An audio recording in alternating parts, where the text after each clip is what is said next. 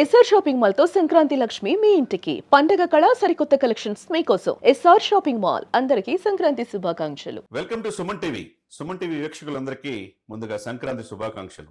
సంక్రాంతికి ముందే రిలీజ్ అయిన మన శివశంకర వరప్రసాద్ బాక్స్ ఆఫీస్ రికార్డులు బద్దలు కొడుతుంది. సూపర్ డూపర్ హిట్ గా నిలిచిపోయింది. వీక్షకులందరికీ కూడా 50 సంవత్సరాల చిరంజీవి గారి ప్రస్థానం ఒకసారి తెలియజేయాలనుకుంటున్నాం. ఆ స్టోరీ మీ అందరి కోసం. ఎందుకంటే ఒక వ్యక్తి ఎదిగాడంటే ఆ ఎదుగుదలకి ఎవరు స్ఫూర్తి? ఆయన తల్లిదండ్రుల, ఎవరైనా స్ఫూర్తి ప్రధానమైన వ్యక్తుల, లేకపోతే ఎవరైనా స్ఫూర్తితో ఎదిగి ఈ రోజున ఆ స్థాయికి వెళ్ళాడంటే అవన్నీ ఏమీ కాదు. ఒక ఎక్సైజ్ కానిస్టేబుల్ కుమారుడిగా జన్మించిన ఆయన తండ్రి కష్టం చూసి నేర్చుకున్నాడు. ఆయన చార్టెడ్ అకౌంట్ అవుదాం అనుకున్నాడు, చెన్నై పంపించాడు వాళ్ళ నాన్న. వ్యయ ప్రయాసాలు ఓడి కూడా. కానీ ఆయనకి సినిమా రంగం అంటే ఇష్టం. నర్సాపురంలో ఆయన భీమవరంలో ఇవన్నీ కూడా పెరిగాడు. మొగల్తూరులో పుట్టి సినిమా రంగం పైన మక్కువతో ఆయన సినిమాల్లో వెళ్దాం అనుకున్నప్పుడు అనేక అవహేళనలు చేశారు ఆయన్ని. నువ్వు హీరోకు పనికిరావు అన్నారు, నువ్వు హీరో ఏంటన్నారు. అటువంటిది ఎక్కడ కూడా అధైర్యపడలా. Chiranjeevi is a self made man, king of Indian cinema, పద్మవిభూషణుడు, bigger than Amitabh Bachchan, most saleable hero in cine industry in India. ఇన్ని అవార్డులు, ఇన్ని సత్కారాలు, ఇంత అభినందనలు పొందటం వెనక ఒక్కరోజులో ఆయన ఏమీ రాలా. స్వయం కృషితో ఎదిగిన వ్యక్తి, జీవితంలో ఎలా ఉండాలో నేర్పిన వ్యక్తి, నేటి తరం జనరేషన్కి ఒక స్ఫూర్తి ప్రదాత. అందుకే ఈ సందర్భంగా ఈ 50 సంవత్సరాల ప్రస్తావనలో ఆయన ఏ విధంగా ఎదిగాడు. ఎందుకంటే 70 సంవత్సరాలు పూర్తయింది ఈరోజు. ఆ రోజు 1978లో రిలీజ్ అయిన ప్రాణం ఖరీదు నుంచి మొన్న 12వ తారీఖు రిలీజ్ అయిన మన శివశంకర వరప్రసాద్ వరకు ఆయన ప్రస్థానం మామూలుగా లేదు. ఈ 50 సంవత్సరాల జర్నీలో ఒకవైపు నటుడిగా, ఒకవైపు 70 సంవత్సరాలు పూర్తి చేసుకున్న యంగ్ హీరోగా కనపడతా ఉన్నాడు. ఆయన ఆహభావాలు, ఆయన నటన, ఆయన సెటిల్ పర్ఫార్మెన్స్ ఈరోజు ఏ హీరోకి లేదంటే మరి అది ఒప్పుకోవాల్సిందే. ఒక సినిమా తీసిన తర్వాత ఆ సినిమా శతదినోత్సవాలు ఈరోజు కనుమరుగైపోయి, శతదినోత్సవాలు గ్యాంగ్ లీడర్లో ఒకేసారి హైదరాబాద్లో, తిరుపతిలో, ఏలూరులో, విజయవాడలో ఆయన వెళ్ళాడంటే మరి ఏ హీరోకి లేని క్రేజ్ ఆయనకు ఉందనేగా. చీఫ్ మినిస్టర్ అనేది 6 అక్షరాలు, మెగాస్టార్ అనేది 4 అక్షరాలు. కానీ చీఫ్ మినిస్టర్కి వచ్చే జనం కంటే మెగాస్టార్కే జనం వస్తారంటే మరి ఆయన క్రేజ్ ఏ లెవెల్లో ఎదిగిందో మనం అర్థం చేసుకోవచ్చు. సరే, అది ఒక సిస్టమేటిక్గా ఎదిగాడు, సెల్ఫ్ మేడ్గా ఎదిగిన ఆ వ్యక్తి ప్రస్థానం ఒకసారి సినిమా సుమన్ టీవీ వీక్షకులు తెలియజేద్దాం అనుకుంటున్నాం. 1978లో ప్రాణం ఖరీదు నుంచి ఆయన హీరోగా ఎంటర్ అయ్యాడు. ఆ తర్వాత 81లో హీరోగా మంచి పేరు తెచ్చుకున్నాడు. 83 వచ్చేసరికి స్టార్డమ్ ఇండియా లెవెల్లో ఆయనకి ఎదురు లేదని ఖైదీ సినిమా ద్వారా నిరూపించుకున్నాడు. కట్ చేస్తే 87లో నెంబర్ 1 హీరో అయ్యాడు. మోస్ట్ సెలబుల్ హీరోగా అయ్యాడంటే ఎవరైతే నిర్మాతలు ఈయన హీరోగా పనికిరాడు అనుకున్నారో, ఏ దర్శకులు అయితే హీరోగా పనికిరాడు అనుకున్నారో వాళ్ళే టైం తీసుకునే పరిస్థితి వచ్చిందంటే, ఆయన మ్యారేజ్ చేసుకునే సమయానికి ఆయన చేతిలో 10 సినిమాలు ఉన్నాయి. ఆయనకి ఎవరు గాడ్ ఫాదర్ లేరు, ఎవరూ చెక్కిన శిల్పం కాదు. ఆయన స్వయం కృషితో ఎదిగిన వ్యక్తి చిరంజీవి గారు. అందుకైనా ఆయన అందరివాడిగా ఈరోజు అందరి మనల్ని పొందుతున్నాడుగా. దేశ ప్రధాని మోదీ గారు కూడా సంక్రాంతి వేడుకలకి గతంలో చూస్తే గనక ఆయన స్వయంగా ఆయన పక్కన కూర్చోబెట్టుకొని సంక్రాంతి వేడుకలు పాల్గొన్నాడంటే ఆయన క్రేజ్ ఏంటి, ఆయన రేంజ్ ఏంటో కూడా అర్థమైపోయింది. ఇందాక చెప్తున్నట్టుగా 1978 నుంచి ఈనాటి 2025 శివశంకర వరప్రసాద్ రిలీజ్ అయ్యే సమయానికి ఇప్పటికీ కూడా ఇండస్ట్రీలో ఆయనే నెంబర్ 1 అంటే 7 దశాబ్దాల ప్రయాణంలో 50 సంవత్సరాల అయిన సినీ ప్రస్థానంలో ఆయన ఎదిగిన తీరు ఒక ఇన్స్పిరేషన్. నేటి తరం జనరేషన్కి, మన పిల్లలకు ఒక పాఠ్యాంశంగా రాబోయే రోజుల్లో వస్తుందంటంలో ఎటువంటి అతిశక్తి లేదు. ముఖ్యంగా 1987-92 మధ్య ఆయనకి తిరిగే లేదన్నట్టుగా ఎదిగాడు. ఆయన స్టార్డమ్ ఎవరికి అర్థం కాల. సినిమా ఇండస్ట్రీకి 2 కళ్ళు లాంటి వాళ్ళు ఎన్టీఆర్, ఏఎన్ఆర్ అయితే 3వ కన్ను త్రినేత్రంగా చిరంజీవి గారు ఎదిగిన తీరు మామూలు విషయం కాదు. ఆ రోజుల్లో ఎన్టీ రామారావు గారు, అక్కినేని నాగేశ్వరరావు గారు నటించిన సినిమాలు అప్పుడు. ఆ తర్వాత జనరేషన్ ఆ టైంలోనే మన సూపర్ స్టార్ కృష్ణ గారు వచ్చారు, తర్వాత శోభన్ బాబు గారు వచ్చారు, కృష్ణరాజు గారు వచ్చారు. వాళ్ళు ముగ్గురు కలిసి ఆ సినిమాలు తీస్తున్న ఆ సమయంలోనే వీళ్ళిద్దరు కలిసి శోభన్ బాబు, కృష్ణ కలిపి ఒక ముందడుగు అనే ఒక సినిమా తీశారు. ఆ సినిమాలో థియేటర్లో ఆ ముందడుగు ఆ సినిమా కంటే ఎక్కువగా చిరంజీవి గారికి థియేటర్లో ఖైదీ రిలీజ్ అయింది. ఆయనకి థియేటర్లు బుక్ అయినాయి అంటే ట్రేడ్ వర్గాలు కూడా ఆశ్చర్యపోయారు. అసలు ఏంటి చిరంజీవి ఎందుకు ఇంత రేంజ్లో ఎదిగాడంటే మామూలు విషయం కాదు కదా. ఆ రోజుల్లోనే బిగ్గర్ దెన్ బచ్చన్ అనే వీక్ మ్యాగజైన్లో 1,22,00,000 పారితోషికం తీసుకున్న వ్యక్తిగా నిలిచాడంటే మామూలు విషయం కాదు కదా. ఇటువంటి సమయంలో హీరోగా ప్రస్థానం 1987 తర్వాత ఏ హీరోకి లేని గ్రాపు ఏ విధంగా ఎదిగింది, ప్రతి సినిమాని ఒక సామాజిక చైతన్యం సినిమాగా ఎలా మరల్చగలిగాడంటే ఆయన జీవించాడు సినిమాల్లో. నిజ జీవితంలో ఒకవైపు ఆయన డ్యాన్సులు ఆహాభావాలు, ఉక్ స్టెప్, ఆ రోజులో వీణ ఇందిరాలో వీణ స్టెప్ వేసింత ఇప్పటికీ మనం స్ఫూర్తిగా తీసుకున్నాం. ఇప్పుడు మన శివశంకర వరప్రసాద్లో కూడా సెల్ ఫోన్ తీసుకుని ఉక్ స్టెప్ వేస్తే థియేటర్లంతా గోలగోల, నవ్వలేక చచ్చిపోయే పరిస్థితి ఉందంటే అంత అతిశక్తి కాదు. ఎవరు థియేటర్లో సీట్లో కూర్చోట్ల, అంత వినోదాన్ని పండించారు. అంత ఫైట్స్ కావచ్చు, డ్యాన్సులు కావచ్చు, నెక్స్ట్ లెవెల్లో మన శివశంకర వరప్రసాద్ ఉందంటే మామూలు విషయం కాదు కదా. మరి ఎన్టీ రామారావు గారు, అక్కినేని నాగేశ్వరరావు గారిని తట్టుకొని నిలబడి ఇండస్ట్రీలో వచ్చాడు అంటే మామూలు విషయం కాదు కదా. ఆనాటి ఎస్వి రంగారావు గారు కూడా చిరంజీవి మంచి హీరో అవుతాడన్నారు. ఈనాటి ఇటువంటి సెల్ఫ్ మేడ్ మ్యాన్గా ఎదిగిన చిరంజీవి గారికి నటనలో స్ఫూర్తి ఎవరంటే ఎస్వి రంగారావు గారు, సావిత్రి గారు అని ఎప్పుడు చెప్తూ ఉంటారు. ఆయన ఒక్కడితోనే ఆగాడంటే ఆయన మెగా ఫ్యామిలీలో 7-8 మంది హీరోలు తయారు చేశాడు. ఆ స్క్రిప్ట్ కూడా ఆయనతో ఓకే అంటే నెక్స్ట్ లెవెల్ ఉంటుంది. 12 సంవత్సరాల క్రితం విజేంద్ర ప్రసాద్ రాజమౌళి గారి నాన్నగారు ఒక సినిమా స్టోరీ తీసుకొస్తే ఆయన అప్పుడు చేయలేపాడు, కట్ చేస్తే ఆ తర్వాత మగధీర రూపేణ రామ్ చరణ్ ఆ సినిమా చేయగలిగాడు. అంటే సెలక్షన్ ఎలా ఉంటుందో మనం అర్థం చేసుకోవచ్చు. ఉప్పెన సినిమా వచ్చినప్పుడు కూడా మనం చూసాం ఈ సినిమా ఎలా ఉంటుందనే సమయంలో ఇది డెఫినెట్గా సక్సెస్ అవుతున్నారు. అది జాతీయ అవార్డు కూడా సాధించేది. మరి ఆ ఫ్యామిలీ నుంచి వచ్చిన హీరోలందరికీ కూడా ఒక మార్గదర్శి. అది అల్లు అర్జున్ గారు కావచ్చు, రామ్ చరణ్ గారు కావచ్చు, అది సాయి ధర్మ తేజ్ కావచ్చు, వాళ్ళ బ్రదర్ కావచ్చు, వరుణ్ బాబు కావచ్చు, వీళ్ళు ఎవరైనా కానీ అందరూ కూడా చిరంజీవి అనే చెట్టు కింద ఎదిగిన వాళ్ళే.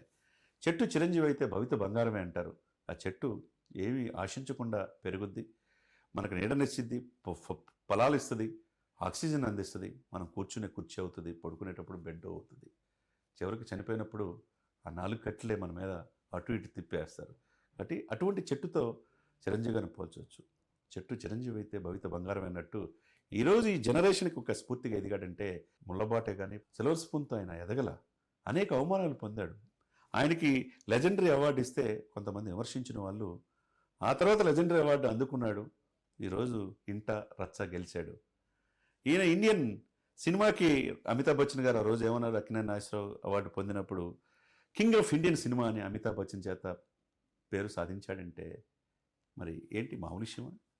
ఈయన పవన్ గారు తుఫాన్ అని మోదీ గారు అన్నాడంటే ఆ పవన్ చెక్కిన శిల్పి ఎవరు? చిరంజీవి గారు కాదా?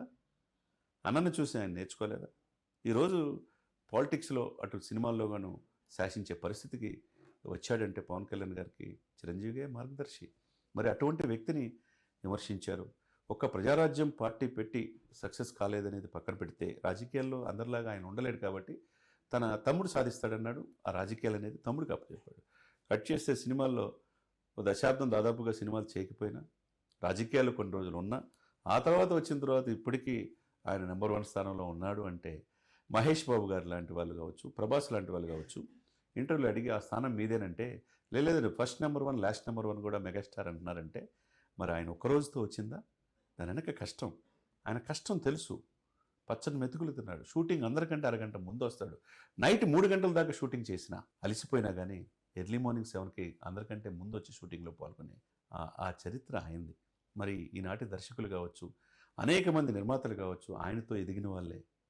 అటువంటి చిరంజీవి గారు ఈ 50 సంవత్సరాల ప్రస్థానంలో, ఈ 50 ఇయర్స్ లెజెండరీ జర్నీలో ఆయన ఎదిగిన తీరు నేటి తరాలకి ఒక స్ఫూర్తివంతమైన ఒక కథగా నిలిచిపోతుంది.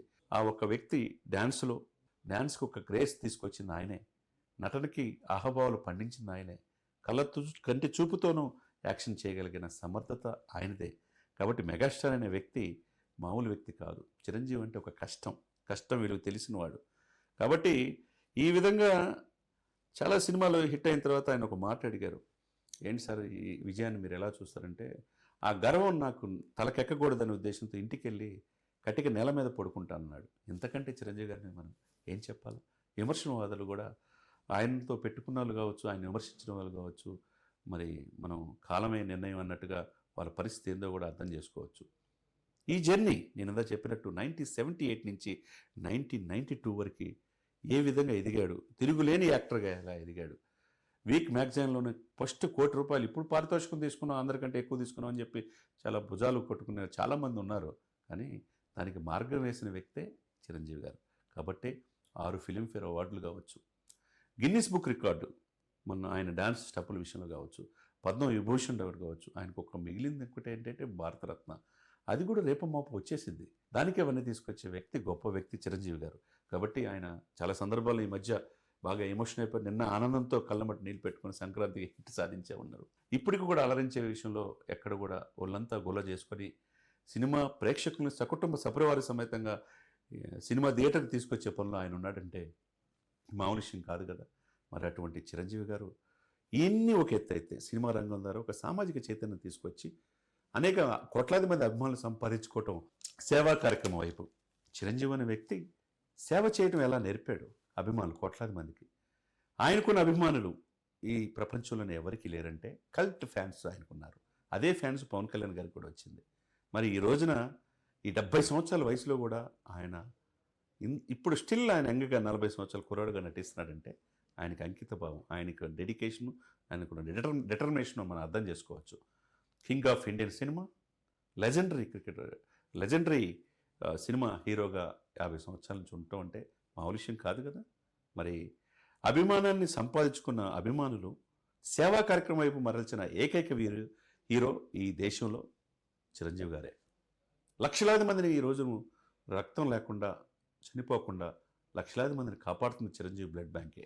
ఎందుకంటే 1998 అక్టోబర్ 2న ఈ బ్లడ్ బ్యాంక్ మన సుమన్ టీవీ ఆపోజిట్ని చిరంజీవి బ్లడ్ బ్యాంక్ ఉంటుంది, blood bank and eye bank. ఆ రోజున రక్తం లేకుండా ఎవరు చనిపోకూడదనే ఉద్దేశంతో అభిమానుల్ని ఒక్కొక్కరు 150, 120 సార్లు రక్తం దానం చేసేట్టు తీసుకురాగలుగుతున్నారంటే మరి లక్షలాది మందిని కాపాడింది ఆయనే కదా. కంటి చూపు కోల్పోయిన వాళ్ళు నేత్రదానం చేస్తున్నాడంటే ఆయన ఐ బ్యాంక్ పెట్టబట్టే కదా. ఇవన్నీ ఒక ఎత్తు అయితే కరోనా టైంలో ముఖ్యంగా ఆయన చూస్తే కనుక కరోనా క్రైసిస్ చారిటీ అని పెట్టేసి చిరంజీవి చారిటబుల్ ట్రస్ట్లో ఆయన ఎంత దానం చేశాడనేది ఎవరికి తెలియదు. మిగతా వాళ్ళు కూడా డొనేట్ చేయడానికి ముందుకు వచ్చారు. 4 మాసాల పాటు నిత్యావసర వస్తువులు 24 క్రాఫ్ట్స్కి అందించింది చిరంజీవి గారు కాదా. కాబట్టి ఒకవైపు సినిమాలు సక్సెస్ అవటమే కాకుండా పుట్టుక మరణం మధ్య నేను ఎప్పుడు చెప్తా ఉంటా, మనం ఏమి సాధించామనేది ముఖ్యం. అది చిరంజీవి గారే ఒక మార్గదర్శిగా మనం చూసుకోవచ్చు. 4 మాసాలు 24 క్రాఫ్ట్స్కి కరోనా టైంలో ఎవరు బయటకు రాని పరిస్థితిలో రామ్ చరణ్ గారి నేతృత్వంలో ప్రతి ఇంటికి వాళ్ళు తినటానికి అన్నీ కూడా గ్రాసరీస్ వెళ్ళి అంటే మరి స్ఫూర్తివంతం కాకుండా మరి ఏం చెప్తారు. ఆయన చాలామంది విమర్శిస్తుంటారు చిరంజీవి గారు ఏం సహాయం చేయలేదు. ఆయన ఒక చేతితో చేసిన సహాయం ఇంకో చేతికి తెలియకుండా వరదలు వచ్చినప్పుడు కావచ్చు, లేకపోతే మొన్న కూడా ₹1,00,00,000 ఇటు తెలంగాణకి ఇచ్చాడు, అక్కడ ఆంధ్రప్రదేశ్కి ఇచ్చారు. సేవా కార్యక్రమం వైపు మరల్చడంలో కావచ్చు, తన దగ్గర నమ్ముకొని ఉన్న వాళ్ళు స్టాఫ్ కావచ్చు, వాళ్ళందరికీ కావచ్చు, వాళ్ళకి ఏ అకేషన్ ఉన్నా వాళ్ళకి ఇల్లు కొనిపించారు, వాళ్ళ పిల్లలు చదివించాడు, వాళ్ళ పిల్లలు పెళ్లి చేశారు, సమాజంలో చైతన్యవంతంగా తయారు చేశారు. విమర్శించే వాళ్ళు విమర్శిస్తూ ఉంటారు, కానీ ఆయనకి ఆ స్థాయి దాటిపోయాడు చిరంజీవి గారి వ్యక్తి. చిరంజీవి అనే వ్యక్తి అందరివాడు, ఇండస్ట్రీకి పెద్దవాడు, ఈ దేశ ప్రధానికి కూడా పక్క పిలిపించుకునే సంక్రాంతి వేడుకలు కూర్చోబెట్టుకునే స్థాయికి ఎదిగినవాడు. కాబట్టి ఇటువంటి సమయంలో ఆయన మెగాస్టార్ 50 సంవత్సరాల జర్నీ ఒక అద్భుతమైనదిగా మనం చెప్పవచ్చు. 70 సంవత్సరాల్లో దాటిన ఆయన ఏమాత్రం గ్రేస్ తగ్గలేదంటే నేటి తరం హీరోలు కూడా ఆశ్చర్యపోయే విధంగా ఆయన డ్యాన్సులు, ఆయన ఆహభావాలు పండిస్తున్నాడంటే మామూలు విషయమా. ఒక స్వయం కృషి ఎలా నేర్పాడు, ఎలా ఎదగాలో ఒక విజేత ఆ స్టోరీ అనేది ఈరోజు మార్గదర్శకంగా నిలిచిందంటే నేటి పారిశ్రామికవేత్తలు 1,000 కోట్లు సంపాదించిన వాళ్ళు కూడా, నాకు తెలిసిన వాళ్ళు బొన్నడ రాఘవేంద్రరావు గారని 10,000 కోట్లకు వెళ్ళిపోయాడు రెన్యూబుల్ ఎనర్జీలో. మీకు స్ఫూర్తి ఎవరంటే చిరంజీవి గారండి అన్న. మరి అటువంటి 1,000 కోట్లు సంపాదించిన వాళ్ళు కూడా నేటి తరం మాకు స్ఫూర్తి ఆయన అంటున్నారంటే మరి ఏమనుకోవాలా. చిరంజీవి గారు సాధించలేంది ఏముంది, ఇంకా నేను సాధించాల్సిందని నేను ఎక్కువ సాధించాను, ఇంకా నా జీవితం ప్రజలకి అంకితమని సినిమా కళాకారుల కోసం ఒక స్కూల్ పెట్టాలనుకున్నారు, ఒక హాస్పిటల్ నిర్మించాలనుకున్నారు. ఇవన్నీ తెలుస్తూ ఉంటే మరి చిరంజీవి గారు మేలు శిఖరం, ఎవరెస్ట్ శిఖరం అంత ఎత్తుకెదిగిన చిరంజీవి గారు నేటి తరాలకి స్ఫూర్తి ప్రదాత. నేను అందుకనే Legender of Indian cinema, king of Indian cinema. అదేవిధంగా అబ్దుల్ కలాం గారు 98 స్థాపించిన ఈ బ్లడ్ బ్యాంక్కి ఆ తర్వాత ఆయన వచ్చినప్పుడు ఒకటే మాట చెప్పాడు, అందరూ కూడా చాలామంది పేరు ప్రతిష్టలు సాధిస్తారు, అవార్డులు పొందుతారు. ఇవన్నిటికంటే ముఖ్యం ఏంటంటే ఒక బ్లడ్ బ్యాంక్ పెట్టి ఆ రక్తం అందించి వాళ్ళ ప్రాణాలను కాపాడటం కారణ జన్ముడే చిరంజీవి గారు అని చెప్పాడు. ఇక అంతకంటే మనం ఏమి అనుకోవాలా? మరి ఆయన జీవించిన కాలంలో మనం జీవించడం మన అదృష్టం అని చెప్పి అబ్దుల్ కలాం గారు చనిపోయినప్పుడు రజనీకాంత్ గారు చెప్పారు. మరి అటువంటిది మరి చిరంజీవి గారిని ఉన్నప్పుడు ఆయన జీవించిన కాలంలో మనం జీవించడం కూడా మనం అదృష్టంగా భావించాలి కదా. చిన్నతనంలో అనేక మంది మాలాంటి వాళ్ళు కావచ్చు, ఎంతోమంది కావచ్చు, ఈనాటి జనరేషన్కి ఆయన ఒక మార్గదర్శిగా మనం చెప్పుకోవాలి. కాబట్టి చిరంజీవి గారు అనే వ్యక్తి అంజనీ పుత్రుడు. అంజనీదేవి గారిని, తర్వాత కొన్నిదెల వెంకటరావు గారు కుటుంబం జన్మించిన ఆయన విలవేలుపు ఆంజనేయ స్వామి. ఆయనకి దైవబలం ఎక్కువ. ఆయన విమర్శించిన వాళ్ళు ఎవరు కూడా ఎంత ఇదిగా ఉన్నారో మనకు కూడా తెలుసు. కాబట్టి చెడు చెవులో చెప్పండి, మంచి 10 మందిలో చెప్పండి అని ఎప్పుడూ చెప్పే చిరంజీవి గారు నేటి తరాలకి మార్గదర్శి. కాబట్టి సుమన్ టీవీ సాక్షిగా, సుమన్ టీవీ యావత్ సిబ్బంది సాక్షిగా, 50 కోట్ల మంది, దాదాపు 10 కోట్ల మంది వ్యూవర్స్ ఉండే సుమన్ టీవీ సాక్షిగా మన శివశంకర్ వరప్రసాద్ బ్లాక్ బస్టర్గా హిట్ అయిన సందర్భంగా అభినందన తెలియజేస్తూ, ఆయన ఈ 70 సంవత్సరాలు కాదు, మరిన్ని సంవత్సరాలు, 100 సంవత్సరాలు నిండు 100 ఏళ్ళు ఆయురారోగ్యాలతో ఉండాలని, ఇదే గ్రేసు, ఇదే పేరు ప్రతిష్టలు మరింత సాధించి భవిష్యత్తులో భారతరత్న అవార్డు కూడా పొందాలని హృదయపూర్వకంగా ఆకాంక్షిస్తున్నాం.